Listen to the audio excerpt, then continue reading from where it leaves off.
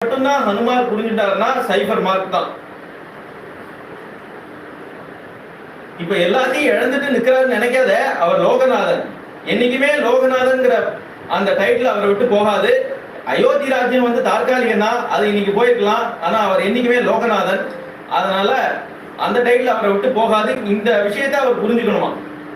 சுக்ரீவனை நாதனா அடைய விரும்புகிறேன்னு சொல்லக்கூடாது. சுக்ரீவனை நாதனா செய்ய விரும்புகிறேன். அவன் அனாதையா இருக்கானா, எனக்கு யார் நாதன்னு நினைச்சிட்டு இருக்கானா, அவனை நாதனா பண்ணணுமா. அதனால நாதனா செய்ய விரும்புகிறேன்னு சொல்லணுமா. அதே மாதிரி ஹனுமார் சொல்றாரு. இவர் என்ன எதிர்பார்க்கிறாரோ அந்த பதில் ஹனுமார்ட்ட வந்தோம். ஹனுமார் அப்படியே ஏத்துக்கிறார். தனக்கு ஒரு சகா கிடைச்சாருன்னு. ஏன்னா ராம குணங்களை யார்கிட்ட சொல்லுவோம் திணறின்னு இருக்கார் சீதா பிராட்டி இல்லாத சமயத்துல. ராமர் கதறார், அவர் சமாதானப்படுத்த முடியல. யார்கிட்ட போய் ராம குணங்களை பேச தவிர்ச்சுன்னு இருக்கும்போது இப்ப ஹனுமார் கிடைச்சிட்டாரு. அவருக்கு இனிமே பேசுறதுக்கு ஆள் தோணை அவருக்கு. மேல சுக்ரீவன் வந்து சேர்ற வரைக்கும் ஹனுமார் லட்சுமணருக்கு தான் சத்சங்கம்.